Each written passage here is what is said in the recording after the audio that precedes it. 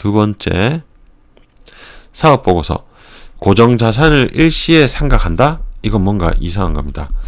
개인 자영업이나 뭐 공장하고 뭐 사업하시는 분들은 아시겠지만 어떤 물건을 사면 보통 한 5년에 걸쳐서 나누어서 감가상각해서 세금 혜택을 받는데 이거를 한 방에 떤다. 이건 뭔가 잘못됐다는 거죠. 재고 자산이 많은 기업은 영업이익과 재고 자산의 가격 이익을 고려해라. 무슨 말이냐 하면 예를 들어서 뭐 정유업체가 기름을 아주 싸게 샀는데 유가가 폭등해서 이익이 엄청 늘어났다. 재고의 가격이 늘어난 거죠. 이런 거 착각하면 안 된다. 대규모 외부 자금이 필요한 회사는 주의해라. 시설 돌아서면 시설 교체해야 되고 또 돌아서면 교체해야 되고 운영하는데 돈도 엄청 많이 드는 이런 회사는 주의해라. 영업이익률이 높으면 보통은 경쟁이 심하다. 아주 독점적인 회사는 예외겠지만 대체로는 그렇겠죠. 현금 흐름표 잘 볼 것. 좋은 정보와 나쁜 정보. 훌륭한 정보를 제공하는 믿을 만한 소식통은 절대 두 번째, 세 번째 정보를 계속 내놓지 않는다. 저도 비슷한 경험이 있는데 제 직접적으로 건너 하시는 분이 뭐 하여튼 투자 쪽에 뭐 S대학 제일 좋은 과 나오셔서 투자하시는 분인데 하여튼 수백억 뭐 천 단위까지 주변에서는 이제 보는 뭐 자산가인데 어떤 종목을 하나 딱 던져줬어요. 근데 그 다음부터는 얘기가 없어. 뭐 언제 사라 언제 팔아 이런 얘기도 없어요. 그 다음에 대부분 내부 거래자들은 앞선 뉴스를 얻는다 해도 그것이 아주 대단한 것이 아닌 이상 큰 이익을 얻지 못한다. 뭐 제약 바이오 업체에서 삼상 성공 뉴스를 직원이 알고 있었다. 그러면 대출 내서 사야죠. 근데 그냥 보니까 뭐 일반 제조업체에서 우리 회사 차 많이 들락날락한다. 이런 정보는 큰 의미가 없다는 거고 잘못된 정보를 흘린 사람은 바보가 아닌 이상 음흉한 속셈이 있을 것이다. 이거랑 똑같죠. 오히려 좋은 정보는 툭 던져지고 마는데 아주 자세하게 내한테 와서 계속 조언을 하는 사람들은 사기꾼이다. 주식하기 참 좋은 날씨. 전반적인 상황이 매수하기에 아주 우호적일 것. 약세 분위기, 매도 물량 많고 여건 안 좋고 전망도 나쁘고 공포가 자리 잡고 있을 때 주의할 거는 이분은 가치 투자자가 아니기 때문에 이때에도 뭔가 신호가 있을 때 사라는 의미입니다. 무조건 이렇게 암울할 때 사라는 건 아니고 강력한 추세를 보여주는 기업이라도 만약에 주가가 향후 몇 년치를 당겨 쓴 정도로 너무 과하게 올랐다 하면 매수를 하지 마라.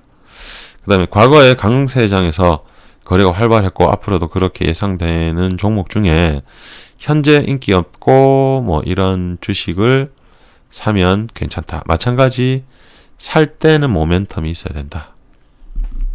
반드시 가장 안정적이고 뛰어난 기업을 사라.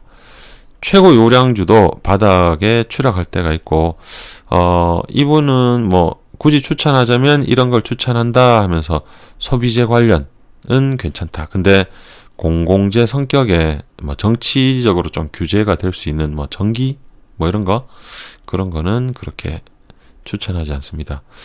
재무제표상 살펴볼 것은 순이익이 실제 현금 유입액보다는 작으면 좋다.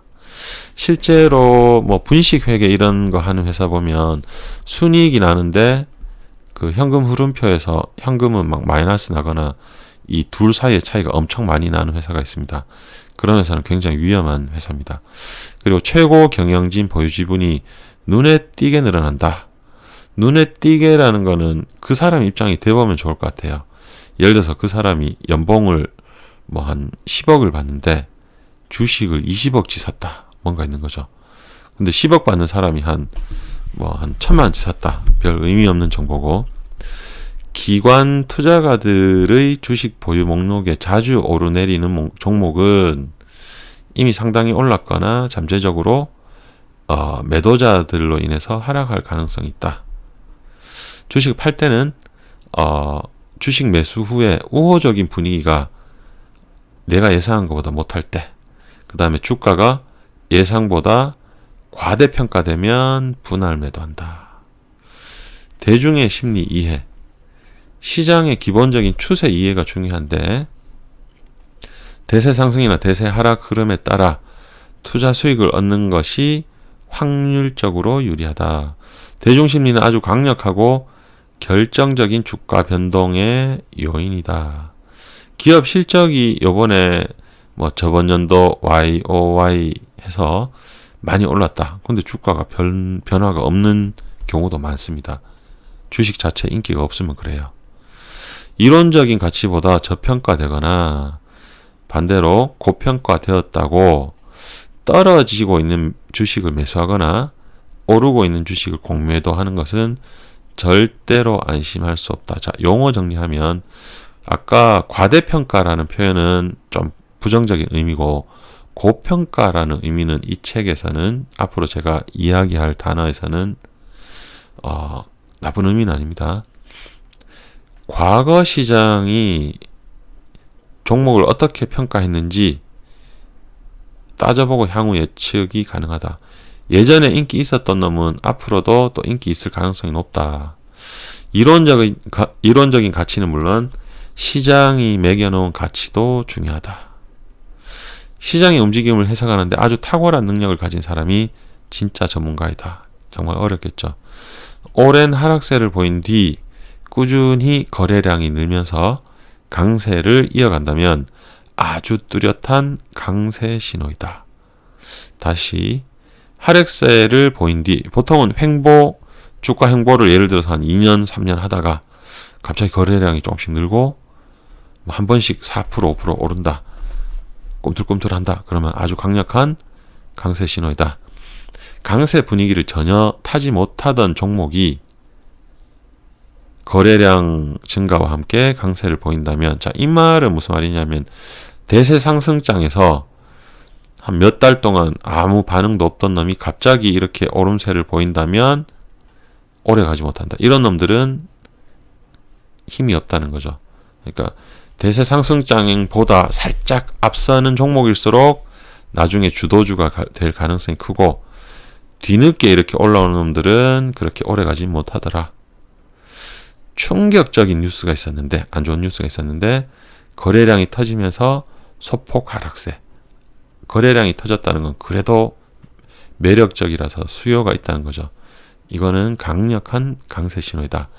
아주 좋은 획기적인 뉴스 후에 그냥 횡보하고 말더라. 이거는 약세 신호이다. 개별 종목과 전체 주식 시장 흐름은 항상 연관지어서 봐야 한다. 기술적 조정에서 하락이 가장 작은 종목이나 반등할 때 상승폭이 가장 큰 종목은 주목할 만하다.